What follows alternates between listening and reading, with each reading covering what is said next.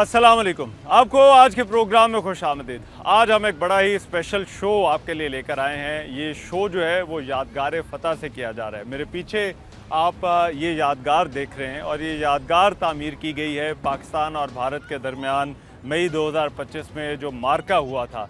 उस मार्के में पाकिस्तान की फ़ौज ने, पाकिस्तान की कौम ने जिस तरह से फ़तह हासिल की थी, उसको सेलिब्रेट करने के लिए इस्लामाबाद में ये अज़ीमुश्शान मोनूमेंट जो है वो तामीर की गई है।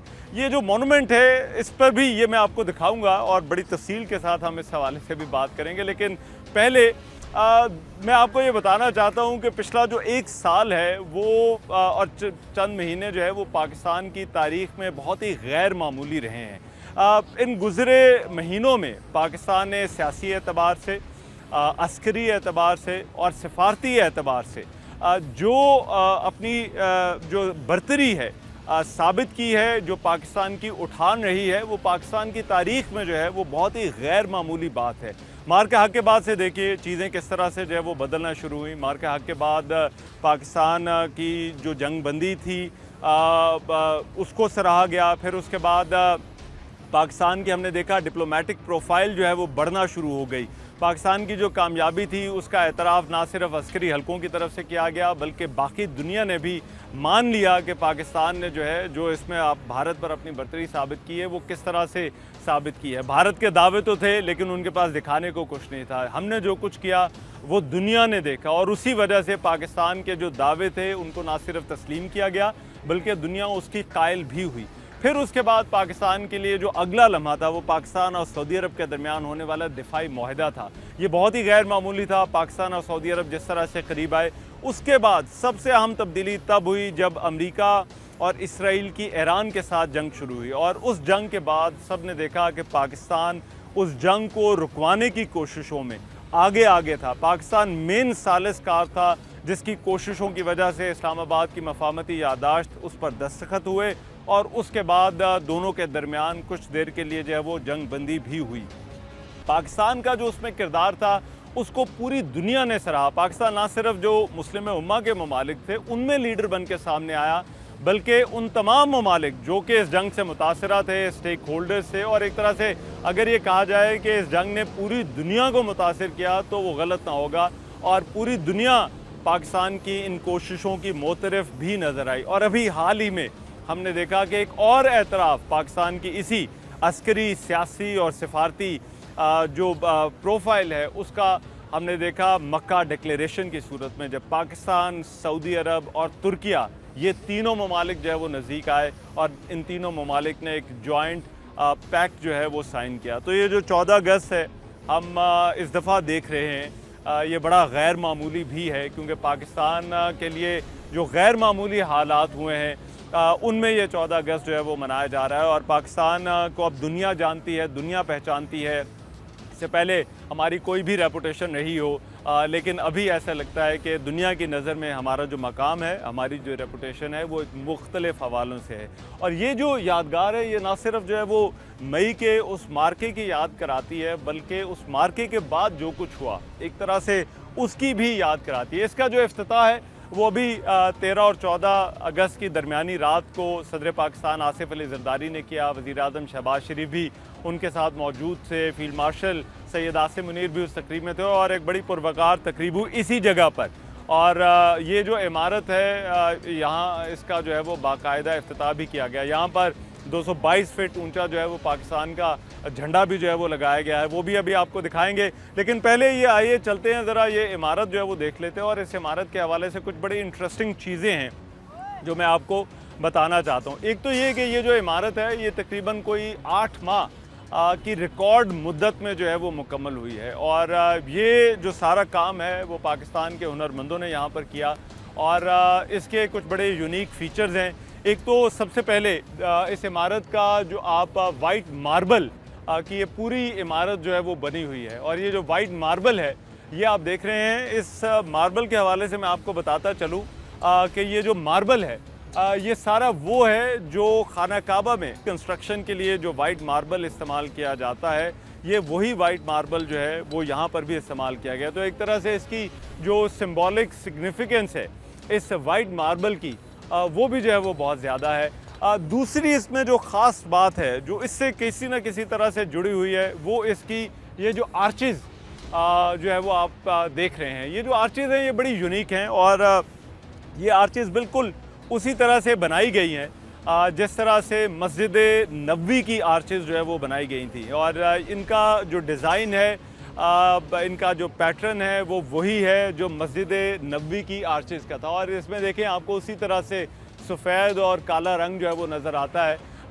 तकरीब जो हुई थी और वैसे जो ये इमारत दूर से जो है वो नज़र आती है उसमें तो आपने इसकी आर्चेज़ नहीं देखी, लेकिन आइए अंदर से भी हम आपको इसका जो है वो दिखाते हैं। ये जो आर्चेज़ हैं ये कितनी शानदार और ग्रैंड जो है वो आर्चेज़ हैं। और अगर आप इसके नीचे खड़े हों तो फिर आपको जो है वो एहसास होता है कि ये यादगार इसका मैग्नीट्यूड जो है वो क्या है, ये कितनी बड़ी है, किस तरह से एक कोलोसल जो है वो यादगार बनाई गई है। इसके दोनों तरफ जो है वो आप बड़े बड़े जो है वो पिलर्स देख रहे हैं। आम तौर पर जो है वो इस तरह के जो गेट्स हैं, विक्ट्री गेट्स, आपको जो है वो पहले तारीख़ में कभी नज़र आते थे। यूरोप के कुछ शहरों में चले जाएं तो वहाँ पर आपको ये विक्ट्री गेट्स जो है वो नज़र आते थे। तो ये एक तरह से हमारा जो विक्ट्री गेट है इसको यहाँ पर बनाया गया है, तामीर किया गया है। और इस गेट की एक और ख़ास बात यह है कि अगर आप इसके लेफ़्ट और राइट देखें तो आपको जो है वो ये पिलर्स जो हैं वो नज़र आते हैं। ये 3 पिलर्स हैं, दोनों तरफ 3-3 पिलर्स हैं और ये बड़े मैग्नीट्यूड, इनका बड़े टॉल पिलर्स जो है वो आपको यहाँ पर जो है वो नज़र आते हैं। और इन पिलर्स के हवाले से जो है वो इनकी सिंबॉलिक सिग्निफिकेंस जो है वो ये है कि ये पाकिस्तान के अवाम की इस फ़तह की तरफ जो है वो सफ़र या इस फ़तह के इस तरक्की के ज़ीनों को चढ़ने का जो सफ़र है वो उसको ज़ाहिर करते हैं। और दोनों तरफ इस यादगार के जो है वो ये कुरानी आयत जो है वो लिखी गई हैं। और एक आयत इस तरफ है सूरह अल-बकरा की आयत नंबर 249 और इसी तरह से दूसरी तरफ भी जो है वो आपको ये आयत जो है वो लिखी हुई नज़र आती है। और ये वो दोनों आयतें हैं जिनका हवाला ऑपरेशन बुनियानुल मरसूस में जो है वो हम बार बार सुनते रहे। तो ये जो इमारत है ये इसके पिलर्स और इसकी जो महराबें हैं और इसका जो मार्बल आप जिस तरह से देख रहे हैं वो बड़ा यूनिक है। और पाकिस्तान की इस जो मार के हक़ में फ़तह थी उसको भी बहुत हद तक जो है वो रिप्रेजेंट करता है। लेकिन अब इसकी जो है वो सबसे जो इम्पॉर्टेंट बात और सबसे जो यूनिक बात है, अब उसकी तरफ आते हैं। अगर आप इसके ऊपर देखें तो ऊपर आपको इसके बहुत सारे इमेजेस जो है वो नज़र आ रहे हैं।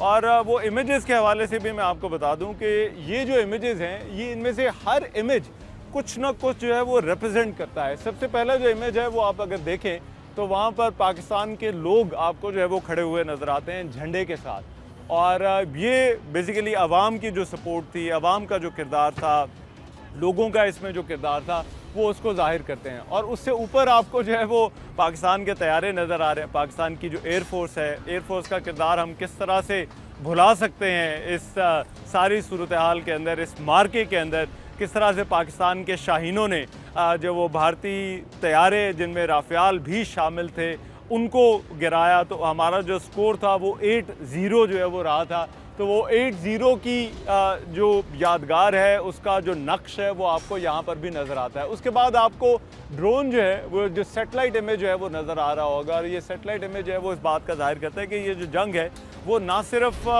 जो है वो मैदानों में, फ़िज़ाओं में, बल्कि जो है वो ज़मीन पर लड़ी गई, बल्कि ये खला में भी जो है वो लड़ी गई। और साइबर जो है वो इस जंग का भी और आने वाली जंग का भी एक बड़ा अहम उसका जो है वो किरदार जो है वो रहेगा। फिर उसके बाद आपको बहरिया का जो है वो जहाज़ भी जो है वो नज़र आ रहा होगा। और ये जहाज़ जो है वो जाहिर करता है कि दुश्मन चाहते हुए भी जो है वो पाकिस्तान की जो बहरी सरहदें हैं उनको अबूर ना कर सका। थ्रेट था, कुछ ख़बरें भी आईं, लेकिन फिर हमने देखा कि वो ख़बरें जो है वो महज ख़बरें रहीं, उसने जुर्रत नहीं की, उसने हिम्मत नहीं की।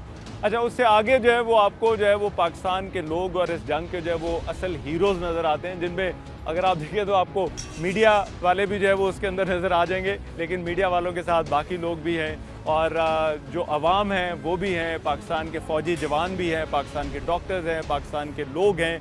जिस जंग के अंदर जो है वो बड़ा अहम किरदार था। और उसके ऊपर जो है वो आप देख रहे हैं वो मार्का हक जो है वो लिखा गया है। ये जो काविंग्स आपको यहाँ पर जो है वो नज़र आ रही हैं ये तकरीबन 8-9 इंच जो है वो गहरी हैं। और इनके हवाले से कहा जा रहा है कि ये बहुत ही मुश्किल काम होता है संग मरमर पर इस तरह के इमेजेस को तराशना।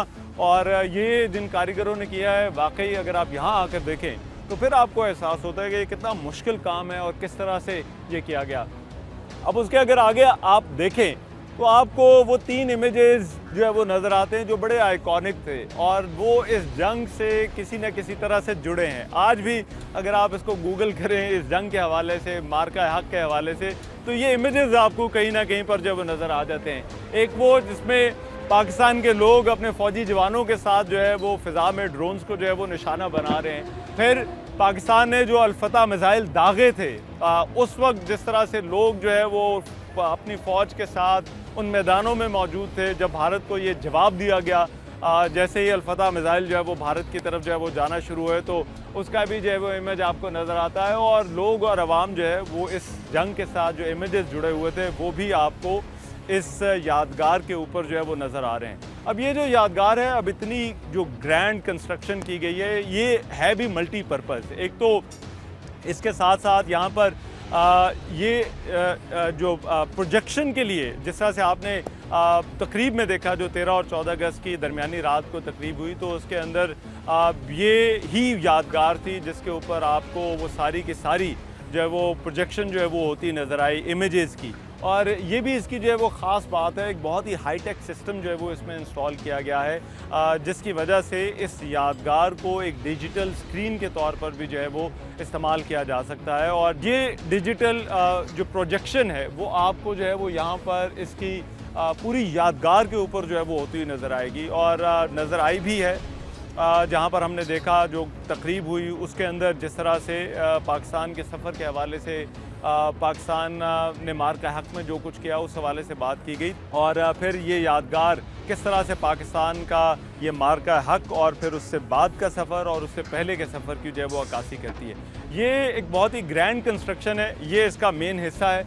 अगर आप इस तरफ देखें तो आपको पाकिस्तान का जो है वो बुलंद झंडा जो है वो नज़र आता है जो कि यहाँ पर कल ही जो है वो जिसे लहराया गया है वो भी आपको जो है वो यहाँ पर नज़र आएगा।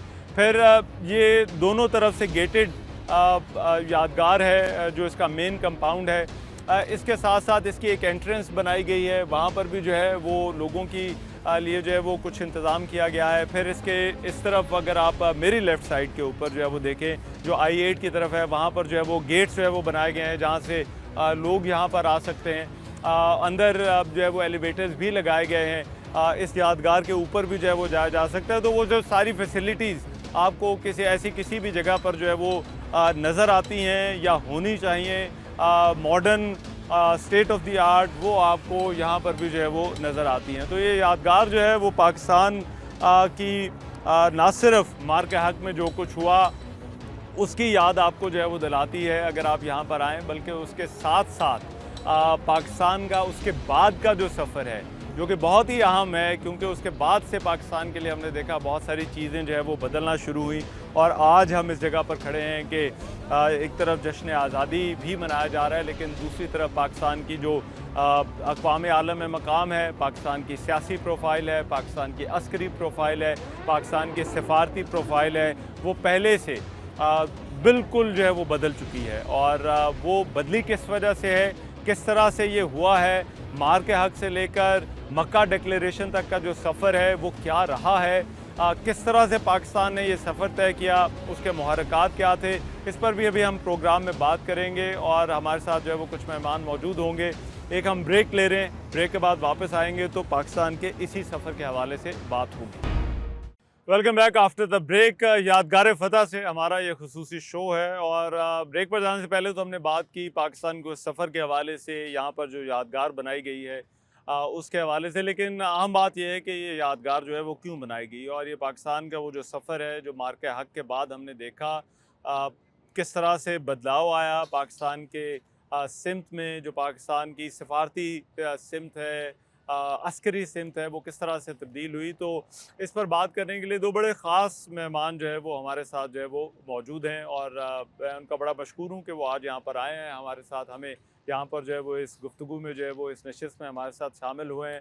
सबसे पहले तो जनरल समरेश सालिक साहब जो है वो मेरे साथ मौजूद हैं। पाकिस्तान फ़ौज में जो है वो सर्व कर चुके हैं, बड़ी अहम पोजीशंस पर रहे हैं और सबसे अहम बात ये कि जो है वो उन लोगों में से आते हैं जो मिलिट्री स्ट्रैटेजी को बड़ी अच्छी तरह से समझते हैं और बड़ी कमांड है। जनरल साहब, थैंक यू सो मच, बहुत शुक्रिया आपके वक्त का। अम्बेसडर इमरान अली साहब, इमरान साहब मुख्तलिफ़ जगहों पर जो है वो सर्व कर चुके हैं, पाकिस्तान के साबिक सीनियर सिफारतकार हैं और ख़ारजा अमूर को और पाकिस्तान की फ़ॉरेन पॉलिसी को बहुत अच्छी तरह से समझते हैं। इमरान साहब, थैंक यू सो मच, बहुत शुक्रिया आपके वक्त के लिए। जनरल समरेश साहब, सबसे पहले तो मैं आपसे जो है वो गुफ्तगू का आगाज़ करना चाहता हूँ। एक तो बार के हादसे के हवाले से हम बहुत सारी बात कर चुके हैं, बहुत तज्ज़िये हो चुके हैं, बहुत एनालिसिस हो चुका है, लेकिन एक सवाल जो है वो बार बार आता है और अक्सर जब हम पूछते हैं तो वो टर्न अराउंड की जब भी कहीं बात आती है और उसके बाद जो हमने डिप्लोमेटिकली और मिलिटरीली हमने चेंजेस देखी, जो डिफेंस पैक्ट्स देखे, जो पाकिस्तान की डिप्लोमेटिक प्रोफाइल में चेंजेस देखी, अक्सर लोग मार के हक से उसको जोड़ते हैं। अब वो कॉन्फ्लिक्ट पहले भी कई कॉन्फ्लिक्ट हो चुके हैं दुनिया में, और भी बहुत सारे कॉन्फ्लिक्ट होते हैं, बट ये किस तरह से डिफरेंट था कि यहाँ से जो है वो चीज़ें, जो कुछ लोगों का कहना है कि बदलना शुरू हुई, वो बदलना शुरू हो गई। Rahman, thank you very much. सबसे पहले तो पूरी कौम को आज 79th यौम आज़ादी की मुबारक देना चाहूँगा, बड़ा खुशी का दिन है। और दूसरा आपको मुबारक देना चाहूँगा कि आप पहला प्रोग्राम कर रहे हैं इस मॉन्यूमेंट पे। मैं ये समझता हूँ कि मई 25 जो था बड़े डिफाइनिंग मोमेंट्स थे। मिलिट्री हिस्ट्री में बहुत अहम ऐसी जंगें नज़र आती हैं जहाँ पे एक छोटी ताकत ने बड़ी ताकत को इतने शॉर्ट टाइम में डिसाइसिव डिफीट दी। मेरे नज़दीक वो जो टाइम था that was strategic rebirth of Pakistan, because उससे पहले पाकिस्तान को एक डिफरेंट पैराए में देखा जा रहा था और मई 25 की विक्ट्री के बाद एक डिफरेंट पैराए में देखा जा रहा था। और आपने देखा उसके बाद कि दुनिया का एटीट्यूड किस तरीके से पाकिस्तान के बारे में बदला और तब्दील हुआ। जो मैं कहना चाहूँगा 25 में हमने अस्करी लोहा मनवाया। जब उसी के फॉलोअप में जब आपको एक बहुत बेहतर अंदाज से देखना शुरू किया दुनिया ने, तो अमेरिका का एटीट्यूड आपके साथ चेंज हुआ। प्रेसिडेंट ट्रंप की अमेरिका की रिलायंस आपके ऊपर हुई। फिर आगे जाके 26 में ये जंग शुरू हो गई ईरान की। सो मेरे नज़दीक 26 में हमने अपना सफारती लोहा मनवाया। उधर मिलिट्री का आपके ख्याल में उसी से जुड़ा हुआ था, जो उसी की कंटिन्यूएशन थी, बिकॉज उसने जो आपकी इमेज को बदला और जिस तरीके से आपका एक सेल्फ एश्योरेंस आई, कॉन्फिडेंस आया, उससे आपने दुनिया को। जब हम ये कहते हैं कि इमेज बदलना, तो क्या ये एक वाक़या इतना बड़ा हो सकता है, या ये वाक़या इतना बड़ा था कि उस इमेज के ऊपर असरअंदाज हो गया जो हमारा इमेज इससे पहले था? रहमान, देखिए, अगर मई 25 से पहले आप देखें इंडिया ने हमारे पे क्यों अटैक किया। उसने एक बहुत अच्छा टाइम चुना जबकि हम पॉलिटिकली डिवाइडेड थे, हम डिसहार्मोनियस थे, हमें हमारे अंदर इकनॉमिक वल्नरेबिलिटीज़ थी। तो उसको एक बड़ा खूबसूरत मौका मिला कि ये वो टाइम है जहाँ पे मैं पाकिस्तान को एक क्रशिंग ब्लो दे सकता हूँ। लेकिन अल्लाह ताला के फजल से उसकी एफर्ट्स थी टू कॉज मोर डिवीजन और एक्सेंचुएट जो हमारी प्रॉब्लम थी। लेकिन हमारे अंदर अल्लाह के फजल से यूनिफिकेशन आई, हम और ज़्यादा यूनिफाई हुए। So this was the turn around virtually speaking. Defence pacts जो है वो हमने अब देख रहे हैं, रीजनल अरेंजमेंट्स जो हैं वो बढ़ती हुई नज़र आ रही हैं, और पाकिस्तान के कॉन्टेक्स्ट में तो ख़ास तौर पर पहले पाकिस्तान और सऊदी अरब का जो है वो डिफेंस पैक्ट, और फिर उसके बाद अभी रिसेंटली हमने मक्का डिक्लेरेशन जो है वो देखा। ये आपके ख्याल में जो है वो हाउ इज़ दिस चेंजिंग, ये जो एक सिक्योरिटी ऑपरेटर्स उसे कह लें या सिक्योरिटी पैराडाइम जो है वो एग्जिस्ट करता है किसी भी रीजन में, वो किस तरह से बदल रहा है? रहमान, हमें देखना ये होगा कि सबसे टॉप पे तो ग्लोबल चेंजेस आ रही हैं। पाकिस्तान का चाइना के नज़दीक जाना, सी पैक का इमर्ज होना, और ये जो कॉन्फ्लिक्ट था मई 25 का, इसमें जो स्ट्रेटेजिक बैलेंस है वो टिल्ट कर गया पाकिस्तान के फेवर में, पर्टिकुलरली इन कन्वेंशनल डोमेन। और उसकी बेसिक वजह यह है कि पाकिस्तान और चाइना की जो कोऑपरेशन थी, हमें पता है JF-17 हो गया, JC-10 हो गया, फिर PL-15 मिसाइल हो गया। इसी तरीके से रीजनल चेंजेस भी आ रही हैं। अगर मैं अपने रीजन की बात करूं तो मैंने अपने PhD में यही मेरा ये ख्याल था कि एक टाइम ऐसा आएगा कि जो छोटे ममालिक हैं इंडिया के इर्द गिर्द, जिनको इंडिया ने थ्रू आउट तंग किया है, they will start nibbling at India. और वो हो रहा है, होना शुरू हो गया। 2025 में वो प्रोसेस तेज़ हो गया। अगर हम मिडिल ईस्ट की बात करें तो वहाँ पे जो जंग हुई है इसके बहुत फार रीचिंग कॉन्सिक्वेंसेस हैं for the middle east. Security architecture बदल रहा है, वहाँ के खदोखाल बदल रहे हैं। और हम ये जंग के दौरान भी हमारी डिस्कशन चलती थी कि यूएस जो है वो अपनी ट्रस्टवर्दीनेस और रिलायंस जो है वो लूज कर रहा है मिडिल ईस्ट में। अब मिडिल ईस्टर्न कंट्रीज उसके ऊपर उस तरीके से रिलाई नहीं कर या ट्रस्ट नहीं कर पा रहे, so they are looking for other options.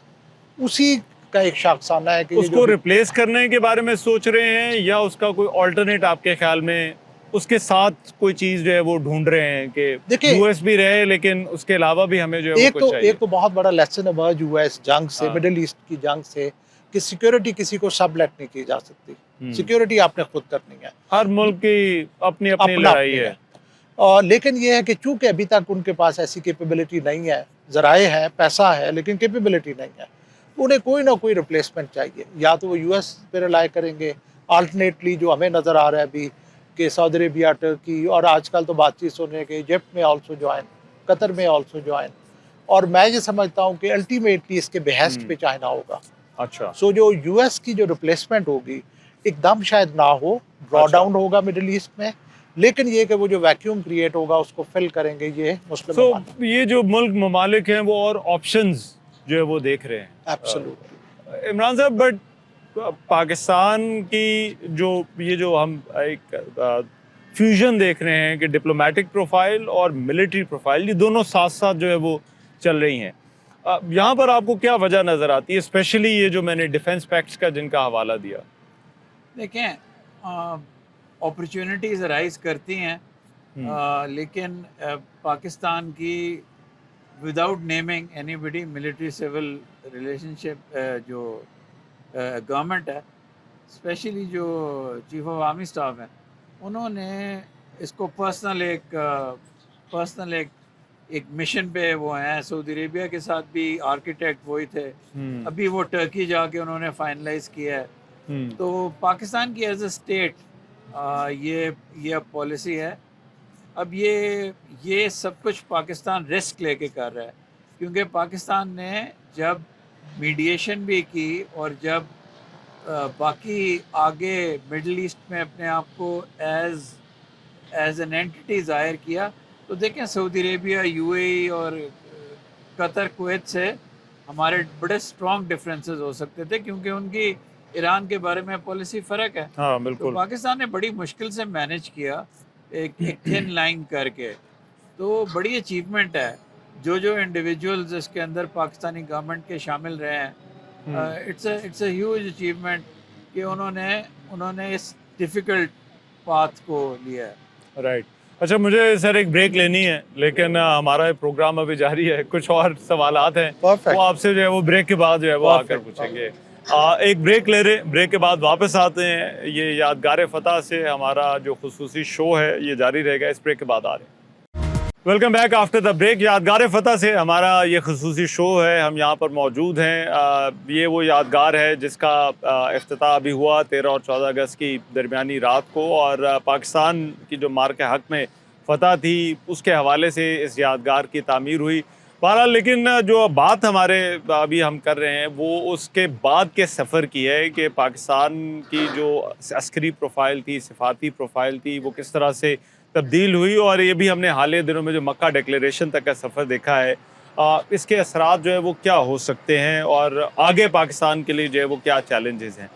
मैं जनरल समरी सालिक साहब, ब्रेक पर जाने से पहले जो ये दो चीज़ों का मिलाप हम देख रहे हैं, मिलिट्री और आपकी डिप्लोमेसी का, ऐसा लगता है कि सिक्योरिटी इस वक्त जो है वो सबसे बड़ा कंसर्न जो है वो बना हुआ है। और पाकिस्तान की जो फ़ौज है या पाकिस्तान बहैसियत मुल्क जो है वो अभी इस पोजीशन में है कि ना सिर्फ अपना भी दिफा हम कर सकते हैं, बल्कि दुनिया में अगर किसी और जगह जो है वो कोशिश करनी पड़े अमन के लिए तो वो भी हम कर सकते हैं। किसी और जो अलाइंसेज हैं, सिक्योरिटी अलाइंसेज, उसका भी जो है वो हम हिस्सा बन रहे हैं।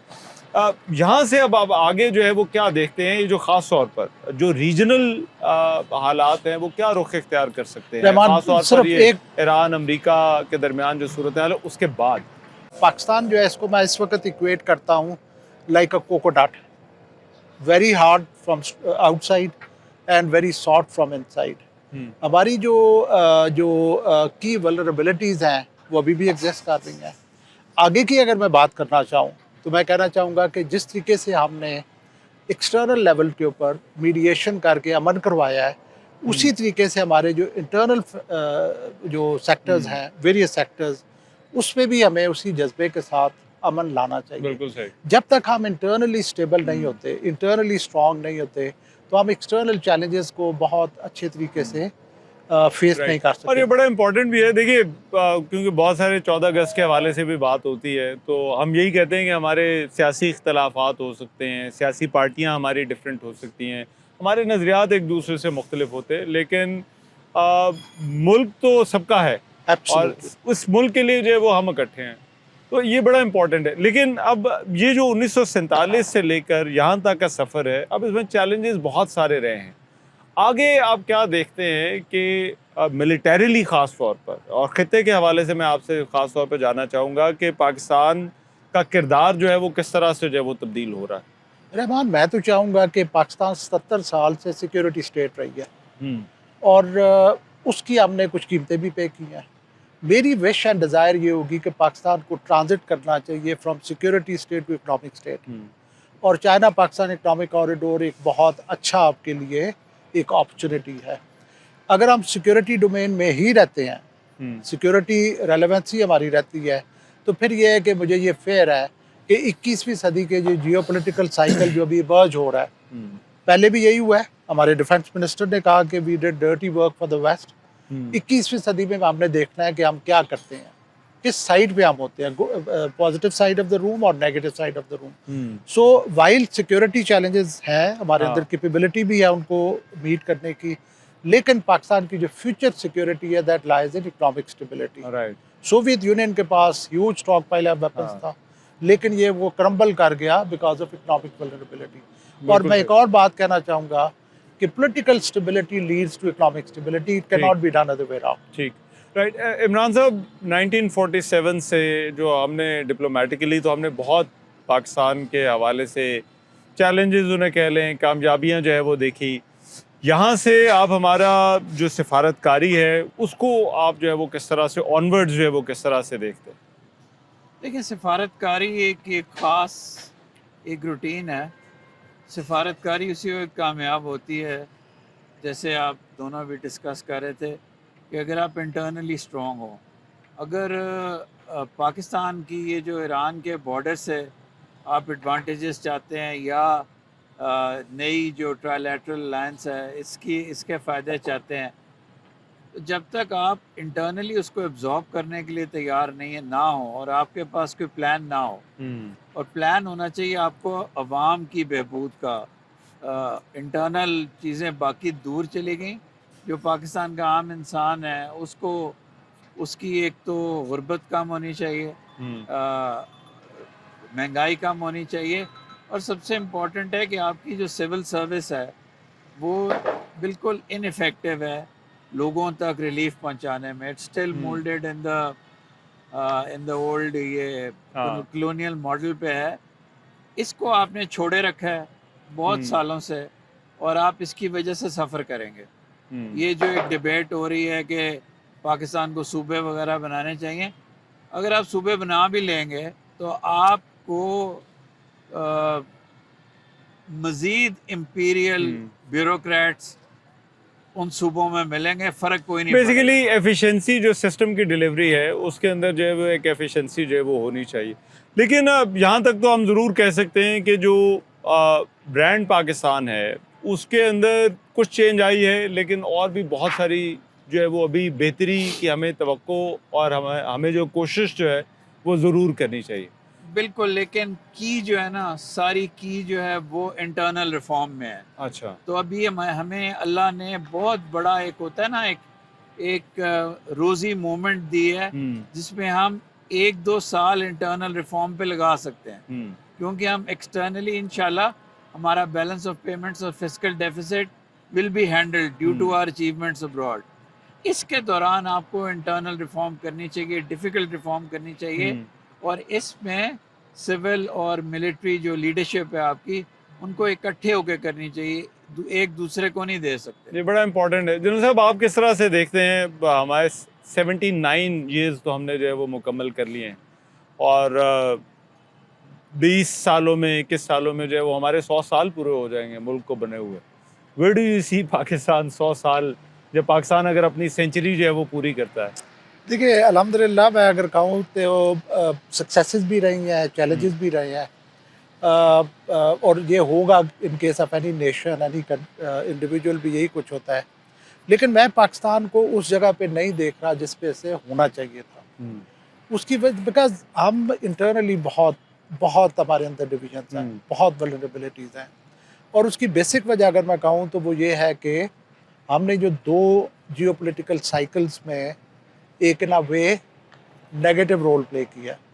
एक 79 ऑनवर्ड्स, मैं ये बरमला कहना चाहूँगा कि 78 ऑनवर्ड्स चाइना की ट्रैजेक्टरी अपवर्ड गई, हमारी 79 ऑनवर्ड ट्रैजेक्टरी नीचे गई। जब प्रोलॉन्ग कॉन्फ्लिक्ट रहता है किसी भी सोसाइटी में तो वो आपको मल्टीपल डायमेंशन पे इम्पैक्ट करता है। सबसे सीरियस जो डायमेंशन है that is national character. Right. हम 40 साल 50 साल पहले हमारा नेशनल कैरेक्टर नहीं था जो आज है। सो मैं ये समझता हूँ कि पाकिस्तान को इस वक्त इमरान साहब, व्हाट डू यू थिंक, ये जो हमने डिप्लोमेटिकली जो अचीवमेंट्स की हैं, अब इनको कंटिन्यू हम जो है वो किस तरह से कर सकते हैं? एक तो एंगेजमेंट है हमारी अब इन मुल्कों से, ख़ास तौर पर बावजूद इसके कि वो मफाहमती यादाश्त जो है वो उस पर उस तरह से अमल नहीं हो रहा, लेकिन पाकिस्तान की कोशिशें फिर भी जो है वो जारी हैं। बट ये जो कंटिन्यूस एंगेजमेंट है, कंटिन्यू कोशिशें हैं, इन्हीं को सस्टेन करना होगा, क्योंकि कहते हैं कि वो पहाड़ पे चढ़ जाना आसान होता है, लेकिन पहाड़ पे रहना जो है वो ज़्यादा मुश्किल काम है। जी बिल्कुल ज़्यादा मुश्किल है पहाड़ पे रहना। देखें ये जो मेका अलायंस है ना, ये एक्सपैंड होगी, और एक्सपैंड इसलिए होगी कि ये नहीं, अगर सिर्फ स्ट्रक्चरली इसको कामयाब करना होता ट्राइलैटरल अलायंस को, तो पाकिस्तान भी इसको एक्सपैंड करने के हक में ना होता। लेकिन मसला ये है कि हम जितने गैप्स आने हैं ना मिडल ईस्ट में, हम उसको ऑक्यूपाई करना चाहते हैं, वैक्यूम को।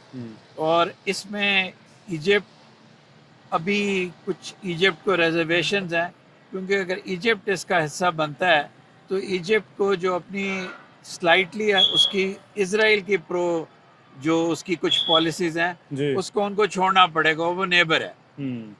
100% Kuwait is interested, 100% Qatar is interested. तो ये बढ़ेगी, फिर आपको इसको सस्टेन करना पड़ेगा। इसका सेक्रेटेरिएट जो है वो रियाद में होगा, आपको अपने डिप्लोमेट्स को ट्रेन करना पड़ेगा मिडल ईस्ट के लिए, अरबिक लैंग्वेज की एक्सपर्टीज़ आपको चाहिए होगी। ये काम आपको अभी करने पड़ेंगे। और ऑल्सो आपने कहा कि जो गैप आएंगे इस जंग के बाद, उनमें बहुत सारी इकोनॉमिक अपॉर्चुनिटीज़ भी तो होंगी जिनको हमें देखना चाहिए, जिनके लिए हमें कोशिश करनी चाहिए। इकोनॉमिक अपॉर्चुनिटीज़ आपको देखें, आपको जो सबसे बड़ा मसला है ना वो फिस्कल डेफिसिट का है। आपको पैसे मिल जाएंगे, लेकिन अगर आप ये समझते हैं कि आपको ट्रेड को कोई फ़ायदा होगा, आई डाउट इट। दूसरा आपकी लेबर को, वो उसके लिए आपको पाकिस्तानियों का केस प्लीड करना पड़ेगा। आप जब तक पाकिस्तानियों को ट्रेन नहीं करते, ये आपकी बेल्ट है वज़ीराबाद गुजरात की, इसके अंदर आप लैंग्वेज इंस्टीट्यूट्स लगा दें, इधर ट्रेनिंग कर लें, बाहर जाने की आपको किसी किस्म की प्रॉब्लम ही नहीं है। अगर आप ट्रेंड मैन पावर देंगे गल्फ़ को, आपकी बहुत मैन पावर अब्जॉर्ब हो जाएगी, आपकी रेमिटेंसेस बेहतर हो जाएंगी। ट्रेड के लिए आपको ट्रेड सरप्लस चाहिए, ट्रेड के लिए आपको इंटीग्रेशन चाहिए, उसके लिए फिर आपको मेहनत करनी पड़ेगी। जन साहब, इकोनॉमिक डिविडेंड जो हैं वो ज़ाहिर बात है इस तरह की कोशिशों के कहीं ना कहीं अपॉर्चुनिटीज़ तो आपको लगता है इस जंग के बाद जो है वो होंगी, और हमें we should be ready for that. Rahman, हमें देखना ये है कि हम जेन्युइन मनी ले रहे हैं या इजी मनी ले रहे हैं। मैं एक यहाँ पे ऑथर को कोट करना चाहूँगा, हु सेड कि Middle East is suffering from resource curse, Pakistan is suffering from strategic curse. कि मिडिल ईस्ट के पास रिसोर्सेज इतने हैं, they lack motivation to work hard. Pakistan के बारे में वो ये कहता है कि पाकिस्तान के पास स्ट्रेटेजिक लोकेशन ऐसी है, every now and then they get easy money. हमें इजी मनी के लिए नहीं जाना, हमने परमानेंट मनी के लिए जाना है, और वो तब होगी जब हमारे स्ट्रक्चरल रिफॉर्म्स होंगे, हम इंटरनली हमारे जो प्रोसेसेस ऐसे होंगे कि हम कमाना शुरू करें रादर दैन कि हम लोगों से मांगते रहें। राइट, बहुत शुक्रिया जनरल समरी सालिक साहब, एम्बेसडर इमरान साहब, थैंक यू सो मच। एक ब्रेक लेते हैं, ब्रेक के बाद वापस आते हैं, हमारी जो गुफ्तगू है वो जारी रहेगी। Welcome back after the break. आज यहाँ से हमारा प्रोग्राम करने का मकसद यही था कि पाकिस्तान के उस सफ़र के हवाले से बात की जा सके, जो हम एक टर्न अराउंड जो है वो हमने मार के हक के बाद जो है वो देखा। उसके बाद बहुत सारे अहम वाक़यात हुए हैं। ईरान अमेरिका की जंग थी, उसमें पाकिस्तान का सालिसी का किरदार था। फिर सऊदीया के साथ डिफेंस पैक्ट था।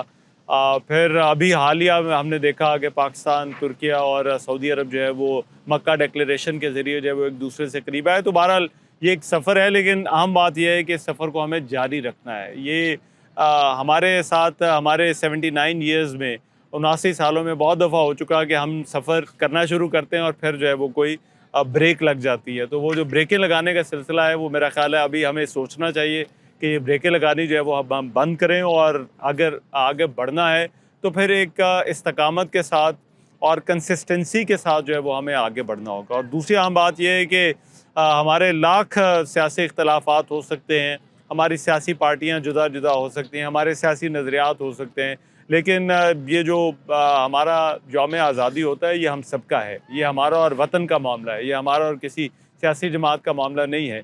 तो इसको मनाएं और भरपूर तरीके से जो है वो मनाएं। यादगार फ़तह से मेज़बान एहमान को इजाज़त दीजिए। अल्लाह ने के बाद।